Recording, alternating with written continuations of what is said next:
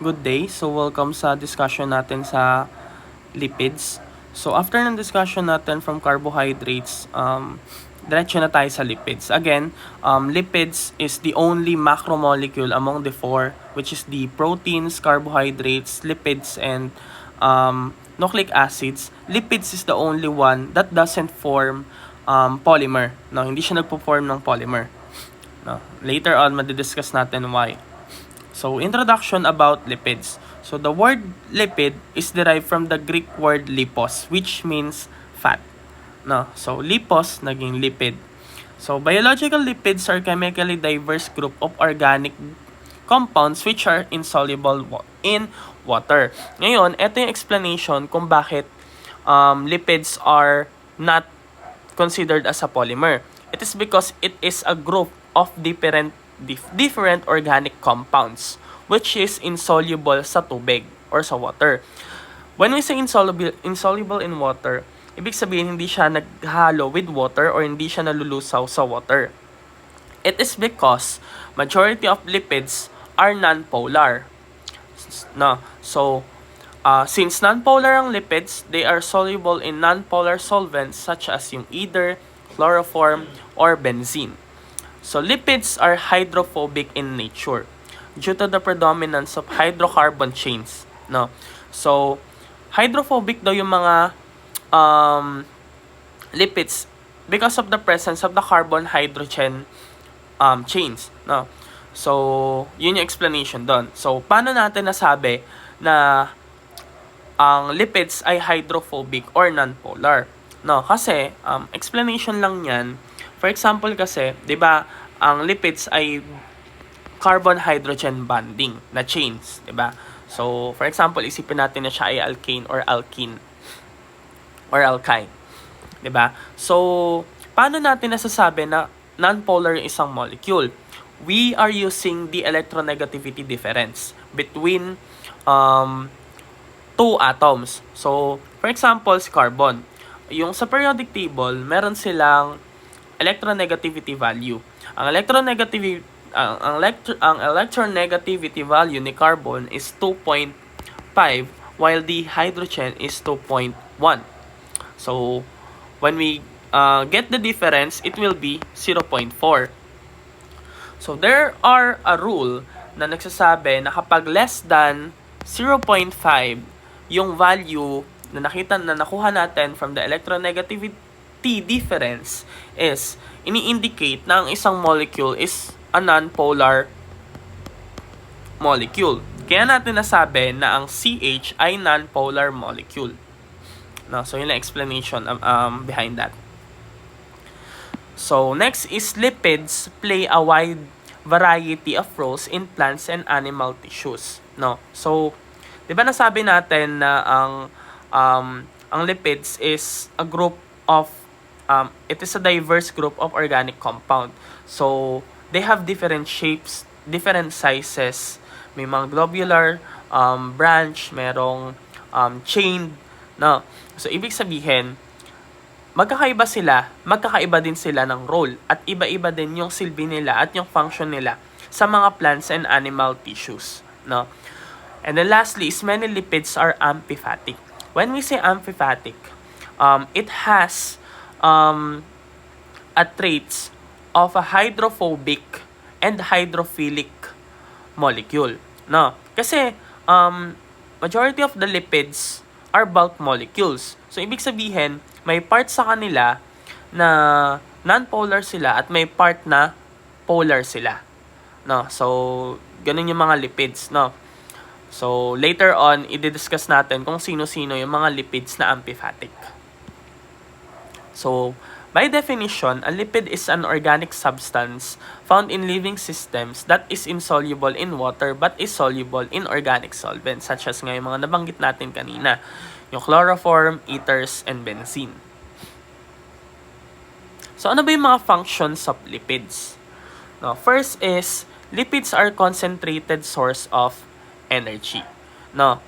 So, ang primary source of energy kasi natin sa katawan ay yung tinatawag natin na carbohydrates, di ba? Which is yung una natin naging topic sa macromolecules. And then, lipids are are considered as our second source of energy. No? So, kapag, for example, hindi tayo nagkakaroon ng enough glucose sa katawan or ng enough carbohydrates or nakapag-intake tayo ng enough na carbohydrates, hindi tayo nakapag-intake ng enough, is ang nangyayari is kumukuha tayo sa lipids and then ikino-convert natin siya into glucose. How? No, so madami siyang dadaanan na metabolic pathway para ma-convert ito papunta doon sa glucose, which is our yung our need for the conversion para magkaroon tayo ng ATP na tinatawag or the adenosine triphosphate. No, hindi lang naman glucose yung source natin ng ATP. No. So, 'yun. So, pwede siyang alternative source of energy. Sige, dagdagan natin. So, 'di ba? For example, yung mga matataba. Sa mga matataba, for example, hindi sila kumakain, 'di ba? Nagpapapayat sila. So, hindi sila kakain. So, wala silang carbohydrate intake. Ang ginagawa ng katawan is yung fats na meron tayo sa katawan natin, yun yung ginagawa nating source of energy. Nako-convert siya into ATP. So, next is, it serves as a cushion for the vital organs and protects them from external shocks or injuries. No? So, yung mga organs natin inside our body, specifically our organs sa may dito sa torso natin, such as yung heart, liver, kidneys, no? So, for example, sinikmuraan ka. Pag sinikmuraan ka, hindi ka masyadong masasaktan. Hindi masyadong masasaktan yung liver, stomach, and then yung kidneys mo. It is because of the fats na nakabalot sa kanila. No? So, meron silang fats. Yung fats na yun yung nagpe-prevent nung shock. No? So, yung lipids yung nagpe-prevent ng shock. Next is lipids serves as insulator for our body. It insulates our body kasi lipids have higher melting and boiling point. So, ibig sabihin, mas kaya nila mag-withstand with higher energy and higher temperatures. So, ibig sabihin, kaya nilang i-insulate yung body natin. So, kung, for example, di ba, yung mga seals and sea lions, yung mga seals and sea lions natin, kung mapapansin natin, di ba sila ay nakatira sa malalamig na lugar. And then, kung titingnan natin yung physical appearance nila, sila ay, anong tawag doon? Sila ay balat lang agad. Wala silang balahibo. Kasi, hindi nila naman kailangan yon. Kasi, meron na nagpoprotekta sa kanila sa lamig. No? Ano yon? Ano yung nagpoprotekta sa lamig sa kanila? The thick layer of fat inside their skin. No? Na nag-i-insulate sa buong katawan nila. Yung thick fat na meron sila, no? At saka kung mapapansin nyo, 'di ba? Yung mga matataba, mas what do you call that? Mas madali silang mainitan kasi nga mas nag-iinit yung katawan nila because of the present fat na meron sila, 'di ba? And then kung kabaliktaran naman sa lamig, 'di ba? Hindi sila masyadong lamigin kasi nga may makapal silang taba na meron sa katawan nila, diba? So, lipids are the carrier or reservoir of fat-soluble vitamins. No? So, yung mga vitamins daw can be also derived from lipids. No? So, ito yung reservoir natin. No? Sila yung pwede nating source ng mga vitamins. No? Specifically, the soluble one. So, lipids provide the structural components of membranes such as yung phospholipids, glycolipids, galactolipids, sphingolipids, and yung cell. Diba yung cell membrane natin is made out of lipids, no? So, siya yung nagbibigay ng shape doon and then siya rin yung nagpo-protect at the same time. Diba? Pinoprotektahan ng lipids yung cells natin from possible alien species na makakapasok inside our cells. Kasi, ang nagfi-filter ng papasok sa cells natin ay yung lipids. So, meron tayong classification of lipids. Actually, we have 3. First is the simple lipids or homolipids. So, these are esters of fatty acids with various alcohols and carries no other substances. So, ibig sabihin, simple lipid lang. Ibig sabihin, isa lang siya. Wala siyang ibang substance na kasama. Ang example natin ay yung waxes and glycerol. Next is yung tinatawag natin na complex lipids or heterolipids. So, kabaliktaran siya ni homolipids. Dito naman, meron tayong kasamang other substances. Kaya siya tinatawag na heterolipids. So, mga example natin ay mga phospholipids, glycolipids, and lipoproteins. Next is the derived lipids. So, these are the substances derived from the simple and complex lipids by hydrolysis. Ibig sabihin, nadederive siya from homo or heterolipids through hydrolysis. So, yung mga example natin ng mga derived lipids ay yung steroids, fatty acids, lipid-insoluble vitamins, and hormones.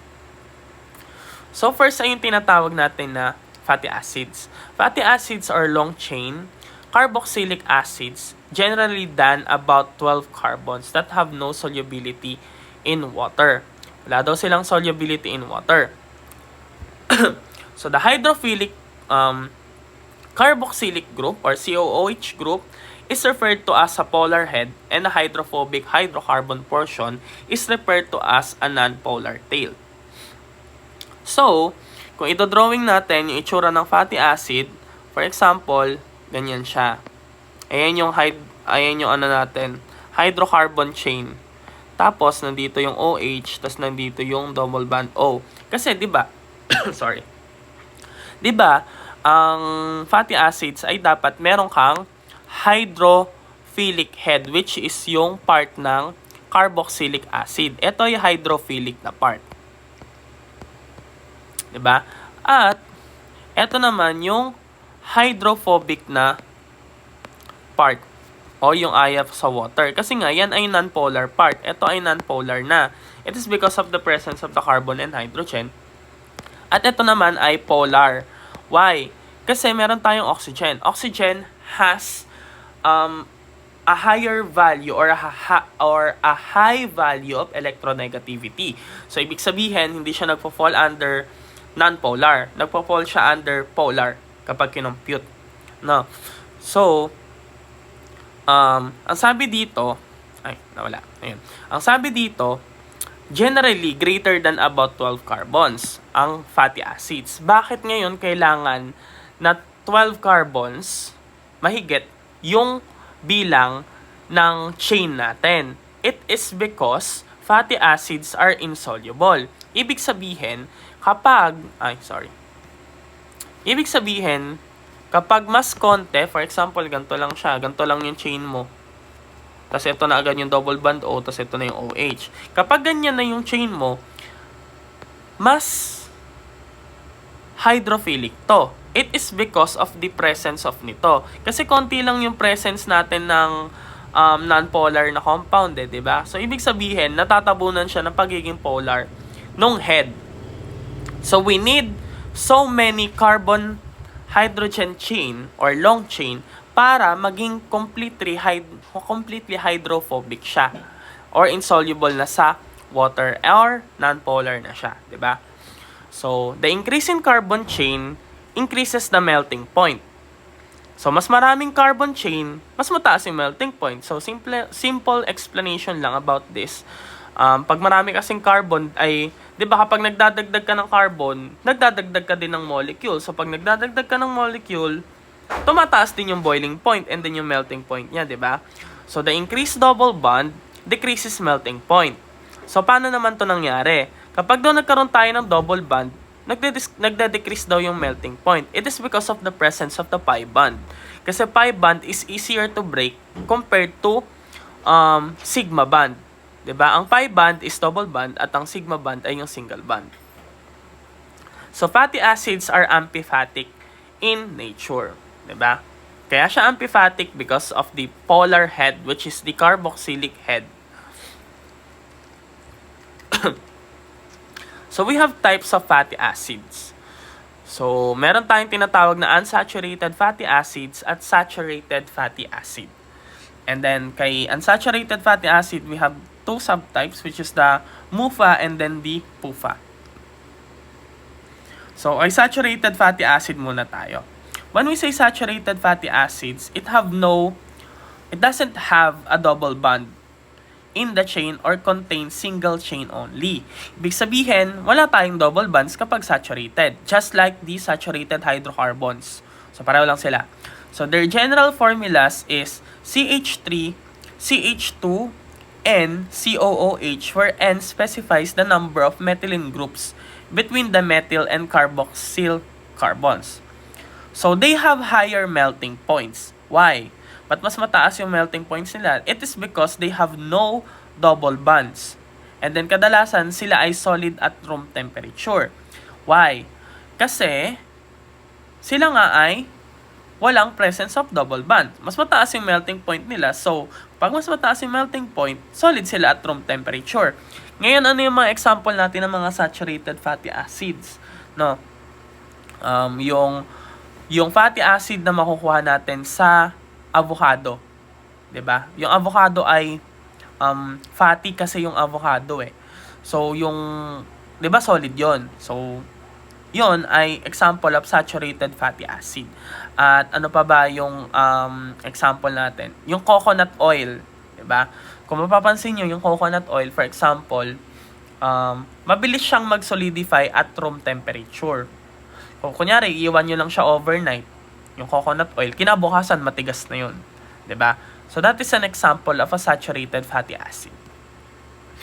So, specifically, this is an example of a saturated fatty acid, which is called the stearic acid. So, the packing of fatty acids depend on their degree of saturation. Stearic acid is shown here in its usual extended conformation. So, saturated fatty acids daw are tightly packed and stabilized by the many hydrophobic interactions. So, yung pagkakapack din nila, that is also a factor kung bakit mas mataas yung kanilang melting point. Kasi well-packed sila, di ba? Mas dikit-dikit yung mga molecule. So, when we say unsaturated fatty acids naman, so these fatty acids contain one or more double bonds along the length of hydrocarbon chain. Ibig sabihin, along the chain, meron tayong double bond. No? So, they are liquid at room temperature. Kadalasan daw, liquid sila at room temperature. So, mas mababa yung melting point nila. No? So, madali silang malusaw. Kaya nga sila liquid at room temp. So, in the naturally occurring unsaturated fatty acid, the double bond are in cis configuration. No? And trans fatty acids are produced by fermentation in the rumen of dairy animals and are obtained from the dairy products and meat. So, sabing ganun, kadalasan daw, yung trans fatty acid ay matutagpuan sa meat at sa mga dairy products. No? At yung cis, kadalasan, natatagpuan sila sa mga gulay, sa mga halaman, sa mga plants. Ganon. So, later on, i-compare natin yung trans at yung cis fatty acids. Sorry. So, this is an example of unsaturated fatty acid, which is the oleic acid. So, the double bond, shaded na red, introduces a rigid bend in the hydrocarbon tails. Kung mapapansin natin, siya ay cis. No, bakit siya cis? Kasi siya ay same side, di ba? Pag cis ay same side. So, fatty acids with one or several such bends cannot pack together. So, ito ay hindi siya mas packed together. Ibig sabihin, mas madali siyang i-break kasi hindi siya well-packed. 'Di ba? Meron siyang parang lamat na which is yung part ng double bond. Kaya mas madali siyang i-break, no? Compared kay saturated fatty acid. Sorry. So, we have two subtypes of the unsaturated fatty acids, which is the MUFA and then the PUFA. When we say MUFA, it is the monounsaturated fatty acids. So, they contain only one double bond per fatty acid. So, the double bond is between the C9 and C10 for oleic acid. No? So, yan. Meron tayong, ngayon, ang pagbibilang ng carbon is from the carboxylic acid part. Doon tayo mag-start ng 1. Kaya siya 1, 2, 3, 4, 5, 6, 7, 8, 9. No? So, 9 and 10 carbon. So, pag sinabi naman natin polyunsaturated fatty acid or PUFA, they contain 2 or more double bonds along the length of the hydrocarbons. Mas madami na yung double bond. So, ang example natin ay yung linoleic acid. At kadalasan, ang tawag natin sa PUFA, they are known as the essential fatty acid or yung kailangan ng katawan natin, 'di ba? Essential kasi siya sa katawan natin. No? So, yan ay polyunsaturated fatty acid which is the PUFA. So, mapapansin natin dito kay linoleic acid, siya ay sa matatagpuan yung double bond niya between 1, 2, 3, 4, 5, 6 and 7 carbon and then kay 9 and 10 carbon. Yan. Ito yung mga example natin ng mga saturated and then yung mga unsaturated na fatty acids, no, or unsaturated fats. So, yung mga meats, butter, and dairy products, they are saturated fats, no? And then solid sila at room temperature. Pero meron din namang mga saturated fat na manggagaling sa mga gulay, ganon, no? Kasi pero this is the common ones, no? So yung mga saturated fats daw, kapag nagkakaroon tayo ng increased level of bad cholesterol or yung tinatawag natin na low density lipoprotein, no? So, isa yung tinatawag natin na bad cholesterol, yung mga saturated fat. No, bakit? Bakit ngayon tinatawag sila na bad cholesterol? Kasi since ang mga saturated fat ay may higher melting point. Ibig sabihin, kapag naiipon sila sa katawan natin, mas mahirap silang alisin. 'Di ba? So, mas mahirap silang alisin kasi higher yung boiling point nila. Kaya mahirap mawala yung ganong klaseng taba. 'Di ba? And then, yung unsaturated fat, kadalasan naman, ay nakukuha sila from the vegetable. Pero meron din naman yan sa meat. Actually, pareho naman yung saturated tsaka unsaturated. Pareho naman silang natatagpuan. No? And then, meron tayong tinatawag na trans fat, diba? Tsaka yung cis fat. No, yung trans fat sa unsaturated fat yun. Ang trans fat is also delikado siya na uri ng fat. No, kasi trans. Kasi kung i-compare mo yung trans at yung cis, for example, sige mag-drawing tayo. Layo natin. Ito yung itsura ng fatty acid na trans, 'di ba? Meron tayong double bond doon and then ito naman yung itsura ng fatty acid na cis, no? So, bakit natin nasabi na mas delikado etong trans fat, eto si trans fat yung nasa taas. Bakit mas delikado si trans compared kay cis? Kasi it is because of the position. It is because of the appearance of the compound. Kung mapapansin nyo, slant siyang ganon, di ba? So, ibig sabihin, may hydrogen dito at may hydrogen dito. So, kapag ganyan, mas bulky siya, mas mahirap siyang i-break.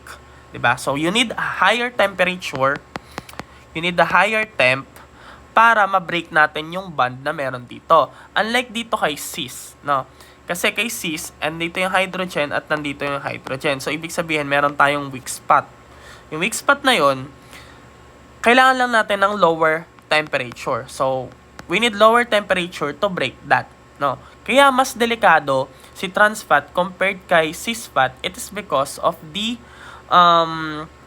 higher melting point and then higher boiling point, no? So, kailangan natin ng mas mataas na energy para ma-get rid natin sa katawan natin si trans fat compared kay cis fat, no? So, again, ulitin ko lang, no? Kapag sinabi nating unsaturated fat, hindi lang naman yan sa vegetable na kukuha. At kapag sinabi nating saturated fat, hindi lang naman yan sa meats na kukuha. Katulad nung nandito natin kanina. 'Di ba? Unsaturated nakalagay, 'di ba? Pwede siyang from dairy products and meat, 'di ba? Pero kasi kadalasan nga nakukuha natin yung unsaturated fat sa mga vegetables at yung saturated fat, which is yung delikadong fat, sa or yung bad cholesterol sa mga meats, butter, no? Kasi matataba sila. So, yun. Yung mga low density, additional lang sa saturated fat, yung mga low density lipoprotein, it can clog sa arteries, no? Yung mga saturated fat kasi, yung nagko-cause ng mga heart diseases. Kasi nagkakaroon tayo ng fat accumulation sa mga veins natin. So, yung balik tayo kay unsaturated fat. When we say unsaturated fat, it is liquid at room temperature and then it increases levels of good cholesterol o yung tinatawag natin na high density lipoprotein. So, high density lipoprotein or HDL, no, grabs LDL and escorts it to the liver where LDL is broken down and eventually removed from the body. Ganun yung ginagawa nila. So, may symbiotic relationship din si saturated fat at si unsaturated fat. So, ito yung mga common saturated fatty acids natin, no? So, ito yung mga name nila, no? So, first in the list is yung tinatawag natin na caproic acid or yung systematic name niya, yung tinatawag din natin na hexanoic acid. So, meron tayong 6 carbon atoms doon, no? At yung number of double bonds niya ay wala siyang double bond. So, ano yung fat source ngayon ng caproic acid? Ang fat source niya ay kadalasan ay yung butter fat, no? So, ang caproic acid, since wala siyang double bond, it is saturated fatty acid. 'Di ba? Saturated siya, no? So, 'yon. And then the caprilic acid naman, o yung tinatawag natin na octanoic acid, meron siyang 8 carbon atoms and then wala din siyang double bonds. So, ibig sabihin, siya ay saturated din at galing siya sa coconut oil, 'di ba? O 'di ba sabi ko sa inyo, ang saturated fatty acid, medyo misleading kasi itong figure na to pero that's fine. Ang saturated fatty acid ay hindi lang naman yan sa mga meats na tatagpuan. Matatagpuan din naman yan sa plant kasi that is the common misconception. The next is the capric acid. So, yung capric acid or decanoic acid, 10 carbon atoms at sa coconut oil din yung source natin. And then yung lauric acid is dodecanoic acid or meron tayong 12 carbon atoms. And then yung source din is also the coconut oil. Next is the myristic acid or the tetradecanoic acid or meron siyang 14 na carbon atoms. And then yung sources natin can be butter, fat, and coconut oil. And then next is yung palmitic acid or the hexadecanoic acid. Meron siyang 16 carbon atoms. So, ito naman ay galing sa mga cotton seed. And then palm oil, 'di ba? Kaya siya tinawag na palmitic acid. Next is the stearic acid. So, octadecanoic acid, ibig sabihin 18. So, ito naman ay galing sa cocoa butter and then animal fat. No? So, next is the arachidic acid or the eicosanoic acid kasi meron siyang 20. And then, galing to sa peanut oil. No? So, yun lang naman yung mga common saturated fatty acids natin. No? Nakadalasan na nakukuha natin sa mga pagkain, both from plants and animals. Next is the common unsaturated fatty acids. So, ito naman yung mga unsaturated fatty acids. First is yung tinatawag natin na palmitoleic acid or the hexadecanoic acid. Sorry. So, the number of carbon atoms is 16, tas meron siyang isang double bond.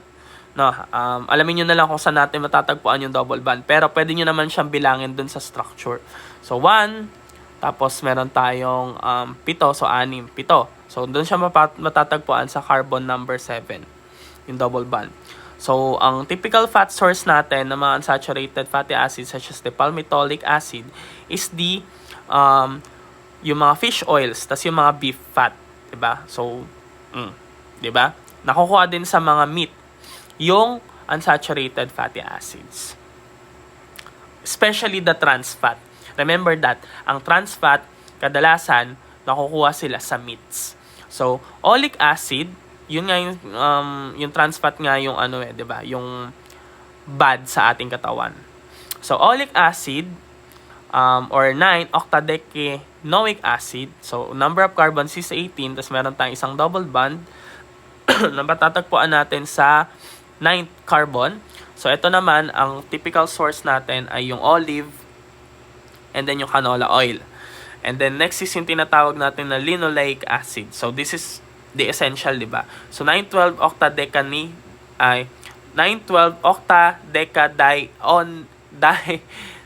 acid. So meron tayong 18 carbon atoms. So pareho lang sila ng oleic acid. Nagkaiba lang, dalawa yung kanyang double bond. From the carbon 12 and carbon 9. So ito ay soybean at corn oils yung kadalasan nating source. Next is the alpha-linoleic acid. So 912-15 octadecatrienoic acid. So 18 yung carbon atom. So tatlo naman yung double bond niya. No. So ito ay kadalasang source natin ay soybean, canola and canola oils. Next is the arachidonic acid. So meron tayong 4 na double bond, 20 ng carbon atoms at matatagpuan yun yung mga double bond sa 5, 8, 11, and 14 carbon atoms. At yung typical source natin ay yung lard. Next is the EPA or the EPA. No? So, eicosapentaenoic acid to, kaya siya EPA. So, meron siyang 5 naman na double bond. So, para lang din siyang arachidonic acid. Ang pinagkaiba lang, mas madami lang yung double bond na present natin. At yung mga double bond ay matatagpuan from the 5, 8, the 5th, 8th, 11th, 14th, and 17th carbon. So, ito ay, ang primary source natin ay yung mga fish oils. No? And then, next is yung DHA. Diba naririnig niyo yung DHA na yan sa mga, sa mga brand? Diba?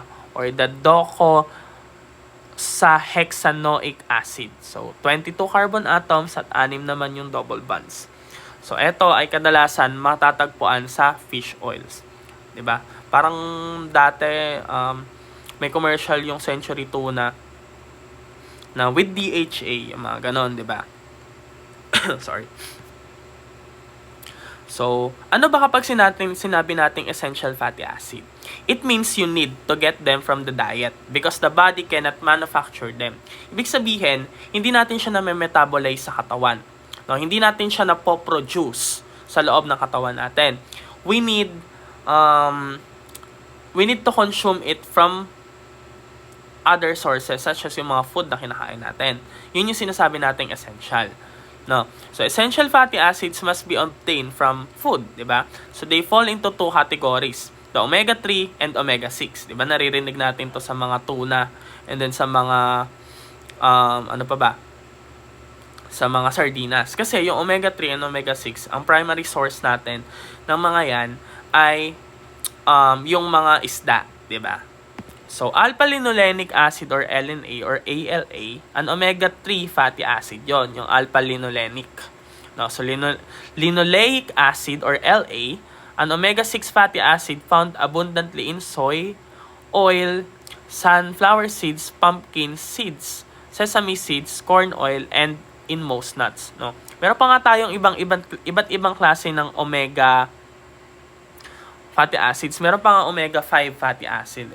I'm not sure, pero may nabasa ako dati na paper about sa tilapia. Yung tilapia daw ay rich in omega-5. Ang omega-5 is not good sa katawan natin. No? Hindi siya katulad ng omega-3 at omega-6 na good for our heart, di ba? Sorry. So, meron naman tayong mga tinatawag na non-essential fatty acids. So, the human body can synthesize them. No, nasisynthesize natin siya sa loob ng katawan natin through metabolism. So, ibig sabihin, therefore, hindi necessarily kailangan siyang ini-intake. No? So, non-essential fatty acids are either saturated fat or unsaturated fat. So, yung mga example natin ng mga non-essential ay yung palmitic acid and oleic acid. So, ito yung pagkakaiba ng essential fatty acids versus non-essential fatty acids. So, yung essential fatty acids, unsaturated fatty acids that are essential to human health but cannot be manufactured in the body. Nasabi na natin yon, and then again, cannot be synthesized by the body. And then we have 2 types, the linoleic and then yung alpha-linolenic. And then for non-essential, hindi napoproduce sa katawan natin. Napoproduce sa loob ng katawan natin. napoproduce sa loob ng katawan natin yung non-essential fatty acids. And then, can be synthesized by the body, nasabi na natin, and include yung arachidic acid, stearic acid, and yung palmitic acid, and etc. Sorry. Yan. So, mag-move on na tayo sa discussion natin sa mga fats, no? Waxes and oils. Actually, wax is a lipid, no? And then yung common wax na meron tayo ay yung mga kung alam niyo yung mga kandila, 'di ba? Yon, those are waxes. Ano pa ba? Yung totole, no? Yung ano natin, yung totole natin sa tenga is also a wax, no? It is our natural wax na meron tayo sa katawan. Tapos ano pa ba? Bukod doon. Marami. Ayan, yung sa mga bees. Yung beehive nila, it's made out of wax. And then, syempre, yung oils. I-discuss natin yung mga yan. When we say waxes are mixtures of esters of long-chain carboxylic acids with long-chain alcohol. So, ang itsura daw ng wax ay meron tayong ester. Di ba ang ester ay may carbon, double bond O, tas ang kasunod ay R group. So, i-drawing natin yung itsura ng esters ulit. Diba ang ester is R, double bond O. Sorry, hindi natin siya ilalagay. Sabihin na lang natin na R yan. R, tapos,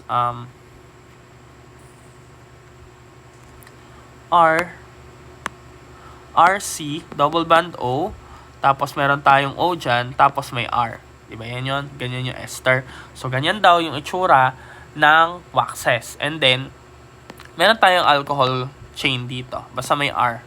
Tapos open and close parenthesis. Tapos mahabang chain ng R. Or depende. No? So, ganun yung itsura ng wax. Sorry. No? So, ayun yung mga example natin ng waxes. Next is fats. No? So, fat is term used to describe a class of macronutrients used in metabolism called triglyceride. Iba ang fatty acid sa fats, ha? No? At iba ang triglyceride. So, these make up one of 3 classes of macronutrients including proteins and carbohydrates. So, yung fats daw, it provides a mean of storing energy for most eukaryotes. No? As well as act as a food source. No?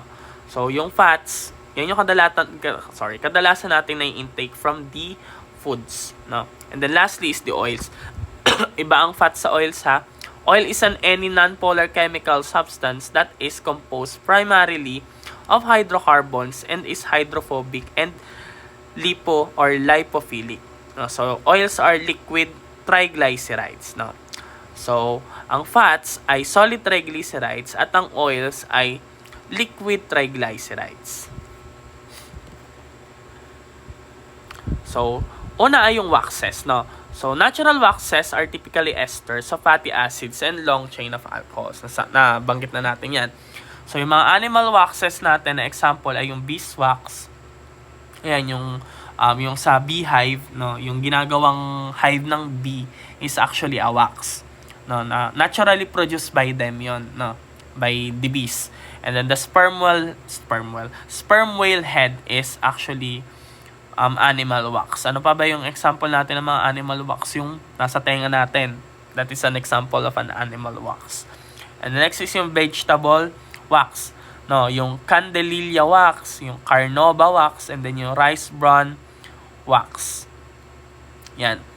Yan yung mga ginagamit natin sa cheese, di ba? Sa may queso de bola. Yung queso de bola, yung red na part ay wax. Next is the mineral waxes, which is the paraffin wax. Ginagamit natin sa labi. And then the resin wax, and then yung microcrystalline waxes. Yung mga nasa kandila na yan. So, meron naman tayong tinatawag na synthetic waxes. Ang natural waxes kasi ay nanggagaling sa nature. At yung synthetic wax ay yung tayo yung gumagawa or tao lang yung may gawa. So, synthetic waxes are derived from petroleum or polyethylene and consist of long-chain hydrocarbons that lack functional groups. No? So, synthetic waxes are used in adhesives, yan, cosmetics, food, no? So, pwede rin sa food and many other commercial products. Yun, yung mga synthetic wax. Kasi, Sa mga, itong mineral waxes kasi, vegetable waxes, limited lang naman sila di ba? So, kapag nag-overconsume tayo, ang ginawa ng mga scientists, gumawa sila ng mga synthetic waxes na halos katulad lang din ng mga natural waxes na meron tayo. So, yung mga example natin ay mga polyethylene waxes, polypropylene waxes, tapos yung PTFE or the polyurethafluoroethylene. So, itong PTFE, kadalasan ginagamit siya sa mga food, no? And then, next is ethylene acrylic acid or the EAA. So, next is yung tinatawag natin na triacyl glycerol, no? So, triacyl glycerol are triesters, ibig sabihin, tatlong esters of fatty acids and glycerol. So, there are composed of 3 fatty acids and a glycerol molecule. No? So, pinagkabit sila. For example, para mas ma-visualize nyo kung ano yung itsura ng triacyl glycerol. For example, meron kang ganyan, tapos may mga nakakabit na ganyan. Ganon. Kasi tatlo daw, tapos yung 3 fatty acids and then yung glycerol molecule. So, often referred as neutral fat since the whole molecule is uncharged. No? Kaya siya neutral. So, triacyl glycerols are of 2 types. First is yung simple. This contains single type of fatty acids. Next is yung mixed. No? It contains 2 or more different kind of fatty acid. So, this is the itsura of the glycerol. No? Ang glycerol pa lang na part yan. Wala pa dyan yung triacyl glycerol. Pag kinabitan natin yan, magiging triacyl glycerol na siya. Pag nagkabit na tayo ng fatty acids. So, this is an example of a triacyl glycerol. No, so, triacyl glycerol again are esters of glycerol with fatty acids. So, anong nangyari? Yung glycerol natin, ayan, kung makikita nyo yung glycerol,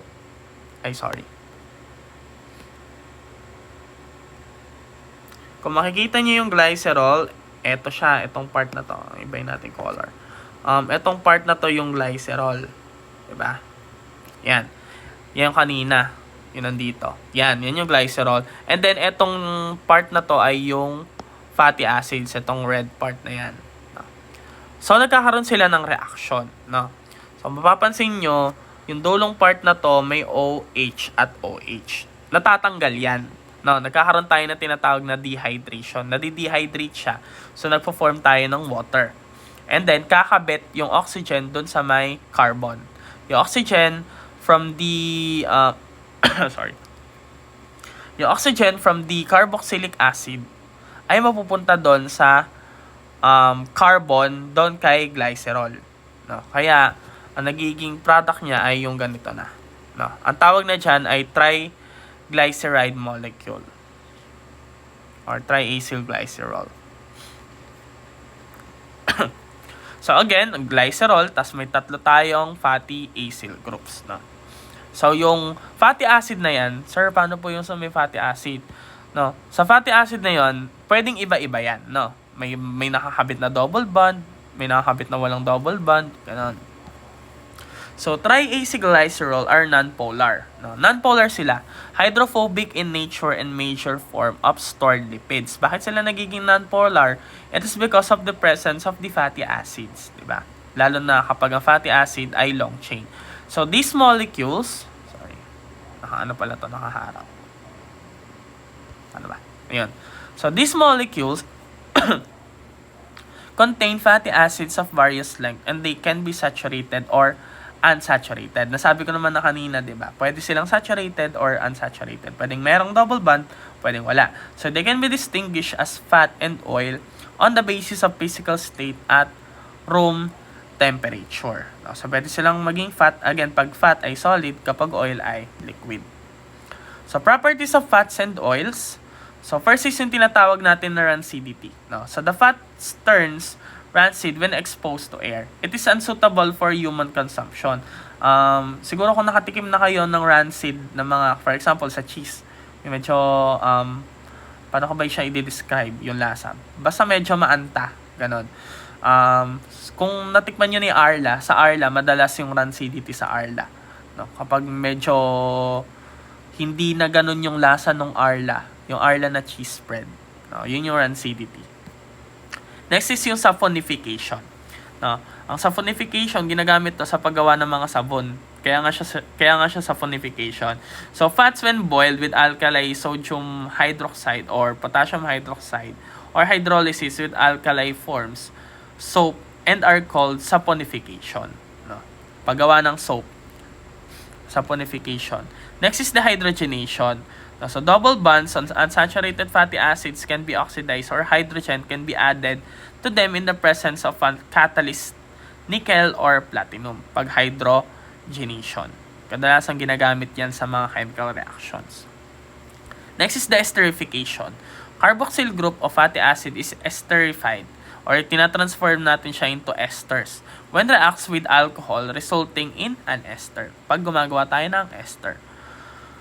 So, next is yung tinatawag na natin na phospholipids. No?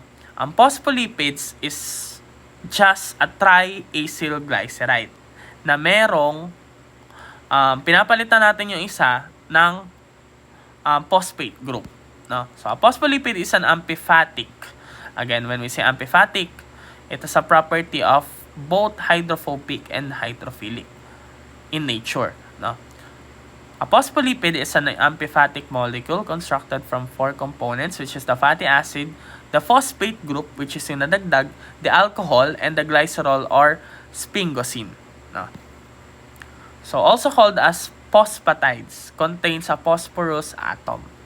So, the phospholipids are very important in structural components of cell membranes, including those of the cell organelles. No? So, majority daw ng meron tayo sa cells are phospholipids.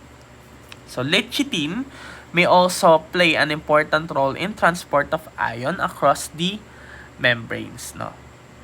Siya ay may role for transportation of ions palabas at papaloob. No? Sorry. So, phospholipids are of different kinds but all of them contain a glyceryl residue to which are attached in ester linkage to long-chain fatty acid and a phosphorylated component. Kung mapapansin nyo dito, dito sa may figure, di ba? Ay, sorry. Wala yung pen natin. Wag na nga. No. So, mapapansin natin, yung isang, meron tayo dito na fatty acid before, dun sa may triacylglyceride, napalitan siya ng phosphate. No, ganun lang na may nangyari. Ayun yung lumipat. No. So, sa phospholipids, ang phospholipids daw ay nahati into glycerophospholipids at sphingolipids. At ang glycolipids ay may sphingolipids. No? So again, glycerol, fatty acid, and then yung PO, and then alcohol. And then for sphingosine, kung mapapansin natin, sphingosine siya na mahaba, tapos may isang fatty acid, tapos meron tayong PO4 or phosphate, and then meron tayong choline. And then the sphingosine,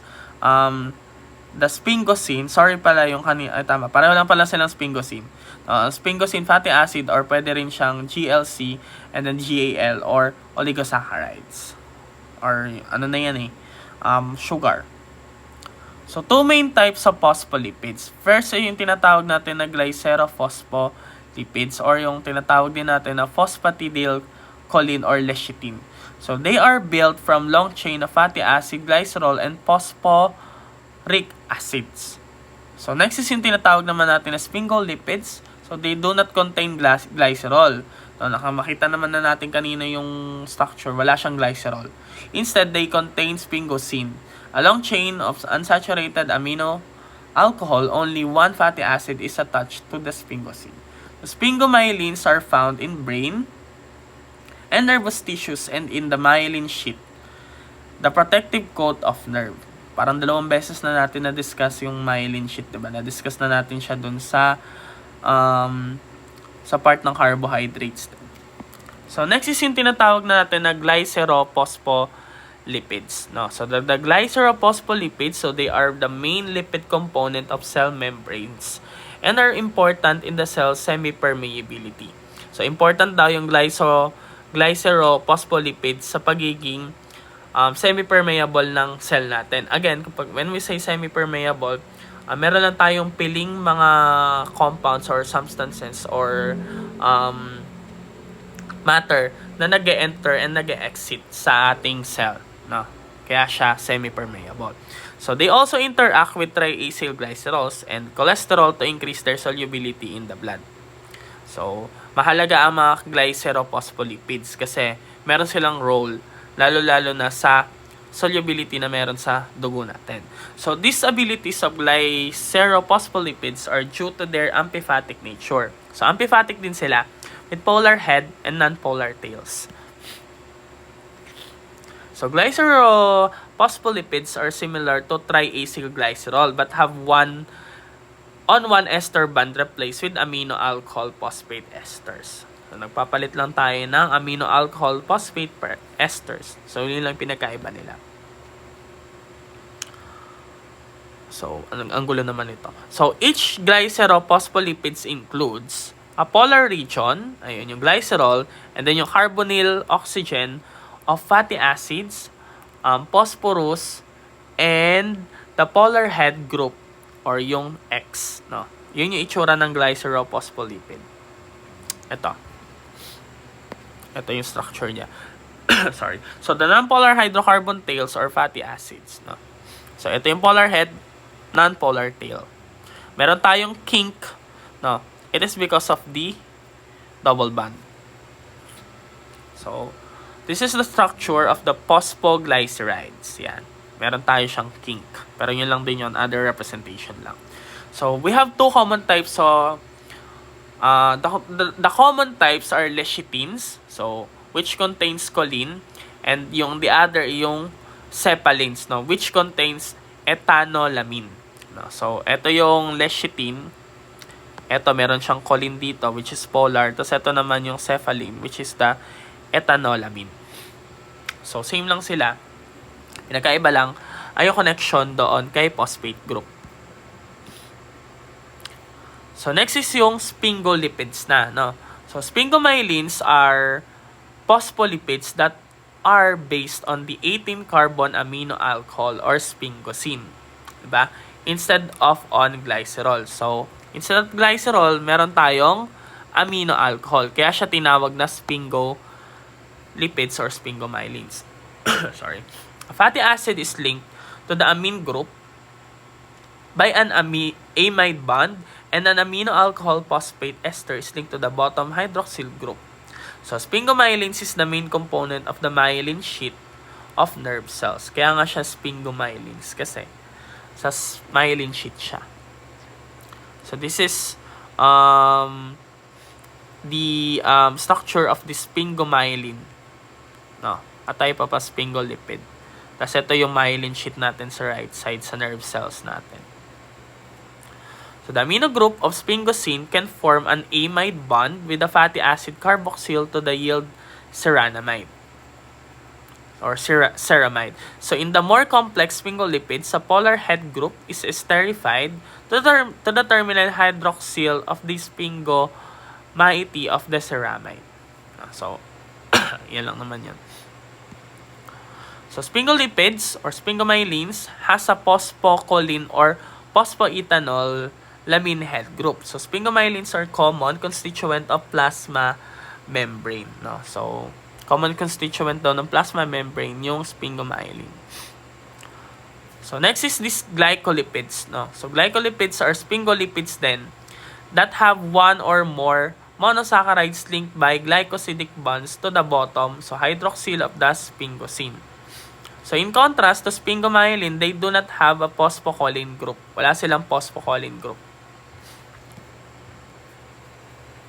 So, next is the cerebroside. So, this is a type of glycolipid. No? So, it has a single monosaccharide. No? Usually, galactose daw yung nakakabit. So, they're usually present sa mga cell surface and are involved in cellular recognition and sa immunity natin. Yan, yung cerebroside. Next is the ganglioside. It has two or more monosaccharides, usually glucose and galactose. No? So, meron naman siyang 2 or more. No? So, this is also a type of glycolipids. So, they are abundant in the cell membranes of neurons. And then they act as the cell surface as receptors for hormones. So, kung mapapansin nyo, di ba yung mga glycolipids, may kinalaman na sila sa nervous system natin.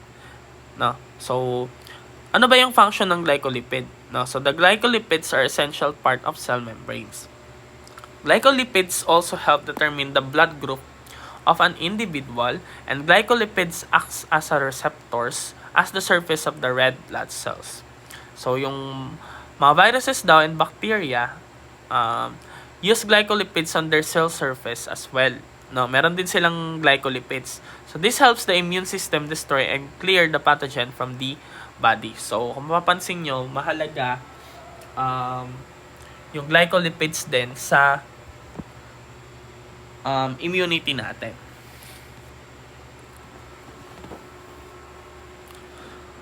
So, ito na yung tinatawag natin na lipid bilayers. Ito yung sinasabi ko kanina about micelles, no? Yung mechanism na meron yung sabon natin.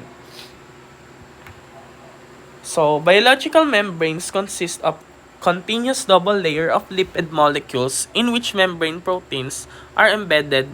So, this is yung tinatawag natin na lipid bilayer. No? So, it is fluid with individual lipid molecules able to diffuse rapidly within their own monolayer. So, the membrane lipid molecules are amphipathic.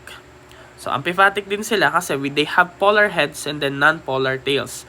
So, the most numerous are the phospholipids. So, in vigorously shaked mixture of phosphatidylcholine and water, the lipid molecules form microscopic sphere o yung tinatawag natin na micelle. No? Yung sphere na yan. So, yung nangyayari kasi sa micelle, for example, sa sabon, since hydrophobic tong loob at hydrophilic tong labas, di ba? Yung nasa loob na yan, dyan natatrap yung mga dirt sa katawan natin pag nagsasabon tayo. And then, yung hydrophilic naman na labas, kaya tayo kapag nagbubuhos, dumudulas lang yung sabon, it is because hydrophilic to. So, sumasama siya sa tubig. So, these lipid spheres of liposome are packages of solvent surrounded by a lipid bilayer. Yan. Ito yung bilayer sheet. Itong bilayer sheet na yan, kadalasan ganyan yung itsura nung mga lipids natin sa cell membranes. So, the amphipathic compound with the hydrophilic head and hydrophilic tail interact with the aqueous system in vitro from the sphere. So, nasabi ko na yun. So, micelles have only one polar surface, which is side presented to aqueous phase. And the structure of micelles is very stale.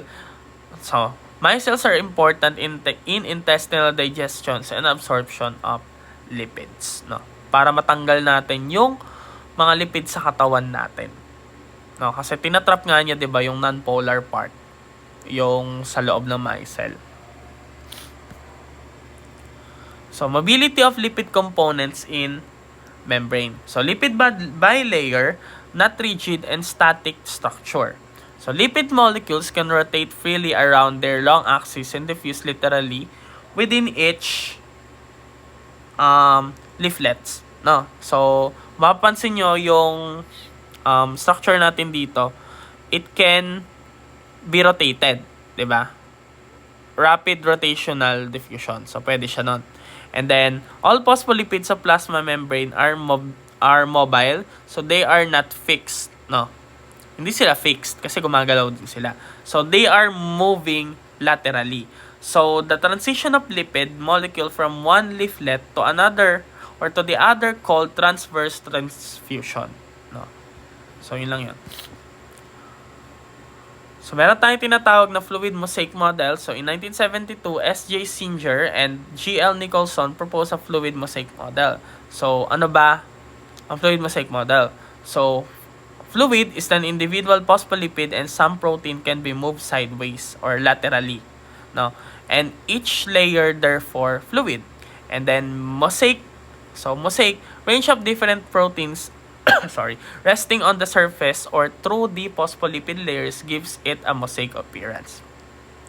So, the fluid mosaic model of membrane structure proposes that lipids of the bilayer are in constant motion, gliding from one part of their bilayer to another at high speed.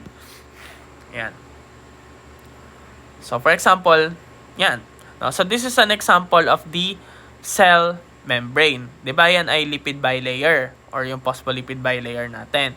So, marami ang mga nakakakabit-kabit dyan. No? So, lahat sila ay may function for transport ng mga ions na manggagaling sa labas. Yan. So, mas mapapag-aralan natin to kapag nasa metabolism na tayo. So, ano ba pinagkaiba ng phospholipids kay sphingolipids? So, by definition, phospholipids are membrane lipids that contain phosphate groups. Ang sphingolipids naman are type of phospholipids that contain sphingosine as the core molecule. So, yung structural component ni phospholipids ay yung mga biomembranes, yung mga membranes, and then yung mga nervous tissues naman yung sa sphingolipids, di ba? Kaya siya may kinalaman sa nervous system. And then, yung main function ng phospholipids natin is to form lipid bilayer of the plasma membrane and the other membranes. And then for the sphingolipids naman, sa transmission and cell recognition. Kasi nga, mahalaga nga siya sa nervous system natin, di ba? Then for the structure, for phospholipids, it has two fatty acid chains and glycerol molecules and have phosphate group attached to additional molecule. And then for the sphingolipids, it has two nonpolar fatty acid chains and a polar head and a core molecules called sphingosine. And then for the types ng phospholipids is phosphoglyceride, phosphorinositides, and phosphosphingosides. And then for sphingolipids, yung sphingomyelin, and then yung glycosphingolipids, and yung gangliosides. Yan. Next is yung tinatawag na natin na cholesterol. Cholesterol is an important lipid found in the cell membrane. No? Hindi porket narinig natin na cholesterol, ang iisipin na natin ay yung cholesterol na tinetake natin, yung kunyari yung sa mga putok-batok. Hindi yon, no? So it is a sterol, which means that the cholesterol is a combination of a steroid and an alcohol. So cholesterol is found only in animal cells. A typical animal cell membrane contains about 60% phospholipids and 25% cholesterol. So, cholesterol is needed in the body first is for cell membrane structure. Kailangan yung mga cholesterol. 'Di ba? Ito yung ano natin, yung for example, yung triacylglyceride natin or yung fatty acid natin, for example, yan. So, may mga nakagitnang cholesterol dyan, no? Sa ibang lipids, no? So, yung mga function niya is first is cell membrane structure, nakatulong siya doon, for transport, and then for other purposes, and then lipoprotein structure, for structure din, and then precursor siya ng mga tinatawag natin na bile acids, which is essential.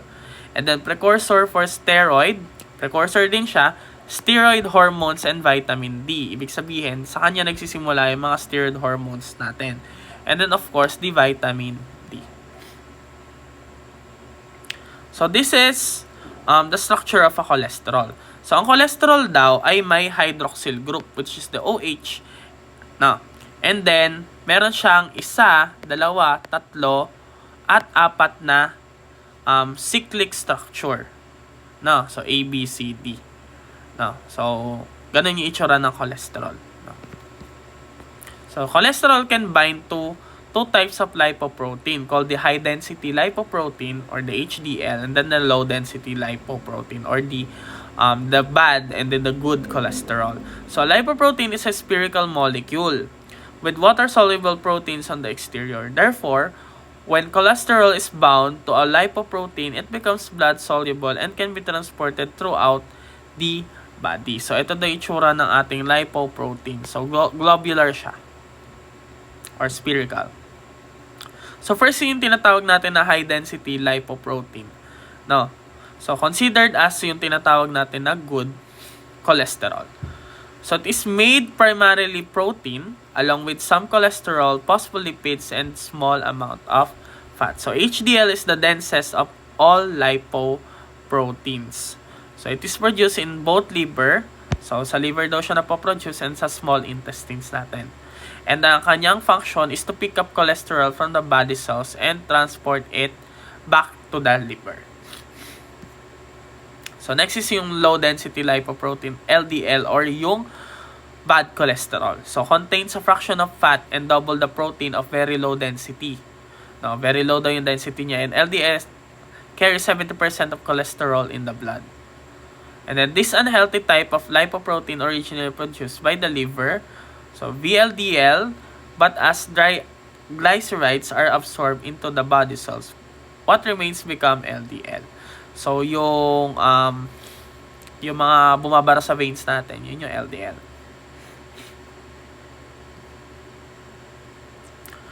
Next ay yung tinatawag natin ng mga steroids, di ba? Ang steroids is actually a precursor from the carbohydrate, from the cholesterol. So steroids are a family of lipids found in plants and animal.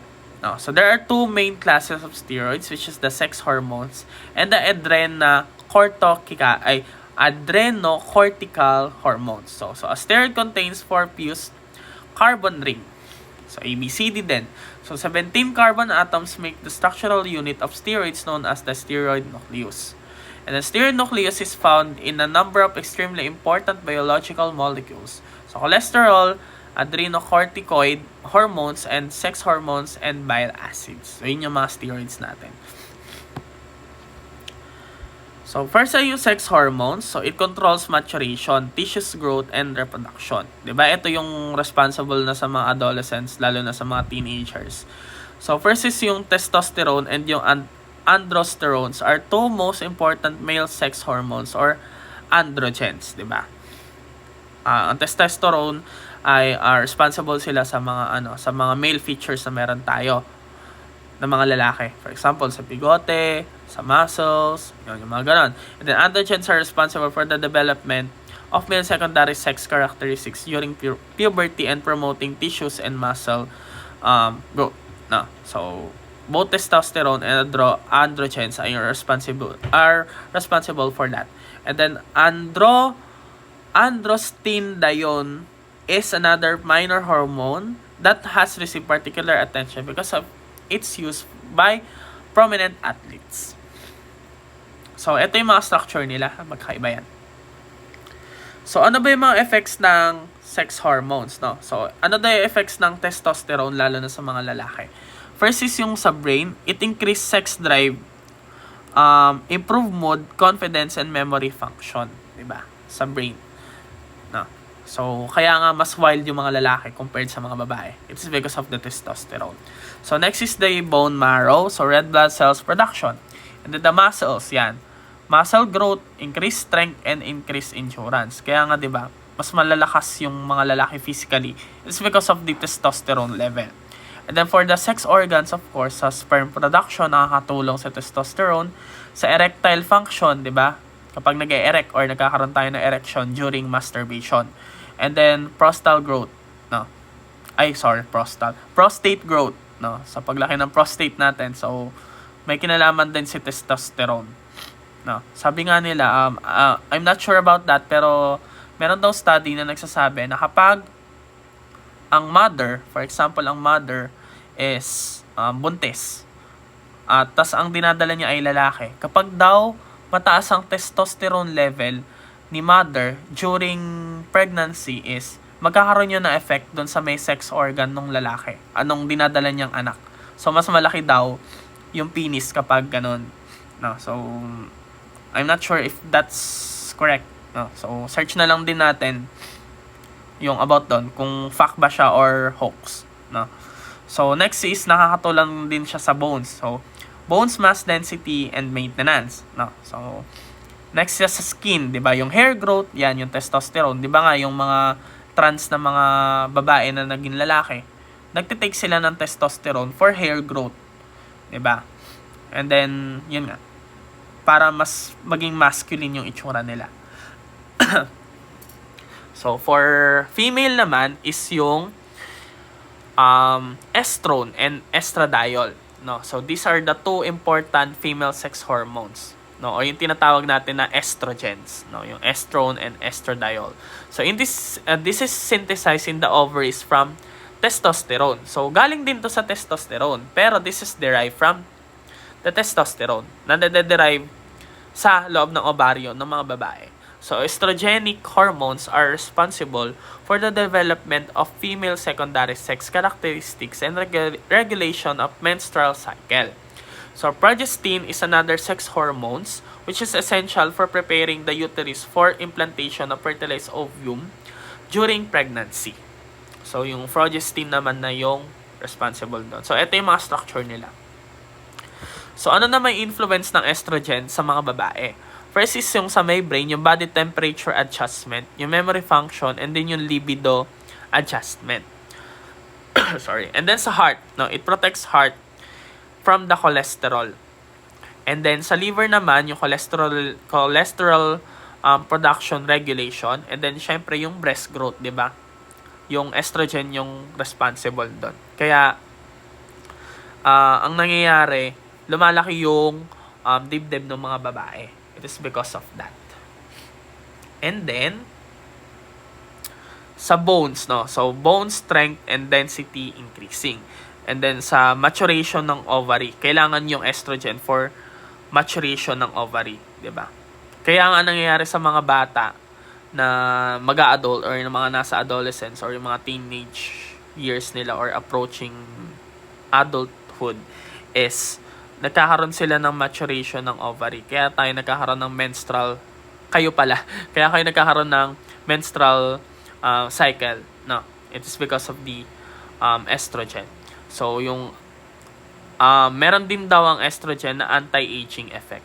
Kaya nga kung mapapansin nyo, di ba, yung itsura ng babae compared sa lalaki, mas mabibilis tumatanda yung itsura ng mga lalaki. It's because of the lack of the estrogen. And then, syempre, yung monthly preparation for pregnancy and menstrual cycle. So, meron naman tayong tinatawag na adrenocortical hormones. So, tapos na tayo sa sex hormones. So, dito naman tayo sa adrenocortical hormones. So, it is secreted by the adrenal glands. So, small organs located near the upper end of each kidney. So, sa kidney daw to. So, there are two types of adrenocortical steroids. No? So, meron tayong mineralocorticoids and glucocorticoids. So, ito yung mga itsura nila. No? So, yung mga structure nila. Sa ano lang naman sila nagkaiba? Sa etong part na to. Yan. Diyan lang sila nagkaiba. So, meron din tayong mga synthetic steroids, no? So, yung anabolic steroids are a group of synthetic drugs. They copy the masculinizing effects of the male sex hormones. Testosterone, no? So, yun yung ginagamit nung mga trans, 'di ba? So, anabolic steroids are often referred to as performance and image enhancing drug. So, their use includes increasing sporting performance and outcomes. 'Di ba nga yung mga nag-gym, gumagamit sila ng steroids, 'di ba? Para ma-increase yung nila, yung muscles, yung mga ganon. So, there are some legitimate medical uses for anabolic steroids. So, people who misuse anabolic steroids may include athletes. Yung mga athlete, di ba, para mas yung stamina nila, mas malaki yung muscles nila. Ayan, yung mga bodybuilders and people who feel they need to look muscular to feel good about themselves. So, the misuse of anabolic steroids can cause long-term side effects. May mga side effects yan kasi lahat naman meron. So, this can include cardiovascular complications, and yung mga liver diseases, mga reproductive organ damage, and severe mood swings. Kasi, we're dealing with, with hormones, di ba? So, we're dealing with steroids, di ba? So, makaka-apekto naman talaga yan sa katawan natin kasi yan ay nade-derive from that. So, eto pa yung ibang example natin ng synthetic steroids, yung ethinylestradiol. Ayan. Yun yung synthetic estrogen. No, yung ginagamit ng mga trans. And then, norethindrones. Ayun, synthetic naman na progestin. And then, metandrostenolone or dianabol. Ano ba yung mga epekto naman ng synthetic steroid sa katawan? For skin, male pattern hair loss. No? Nagkakaroon tayo ng hair loss. And then, mammary glands, yung gynecomastia. And then for heart, yung left ventricle hypertrophy, decreased ejection fraction, decreased left ventricle compliance. And then for kidneys, yung decrease ng EGFR. And then yung proteinuria. And then for prostate naman, sa male to yung usapan natin sa male is hypertrophy. And then, pwede rin cancer, di ba? And then for testis naman is testicular atrophy. And then oligospermia or azoospermia, no? And then for I'm not sure if it's for female. So skin naman yung sa hirsutism. And then yung acne, 'di ba, nagko-cause din yan, acne. And then vocal cords yung sa dysphonia. And then sa liver, hepatotoxicity. And then for kidneys is focal segmental glomerulosclerosis. And then for genitourinary system is yung clitoral hypertrophy. So sa babae nga to kasi may clit eh. And then menstrual cycle disturbances. And then for blood is yung erythrocytosis and dyslipidemia. And then for vasculature is yung hypertension. So that's all sa discussion natin sa hormones and then sa lipids in general, no? So if ever you have questions, feel free to chat or comment, no? Or sa comment kayo sa Google Classroom or sa dito sa YouTube, no? If ever you have questions. So prepare, sige, hindi na lang prepare. So kung umabot kayo hanggang dito sa may part ng video na to, alam nyo na prank lang na magkakaroon tayo ng quiz, no? Mag-a-announce ako sa GC na magkakaroon tayo ng quiz sa lipids, but technically hindi tayo magkakaroon ng quiz sa lipids kasi napanood nyo hanggang dulo. So that's all.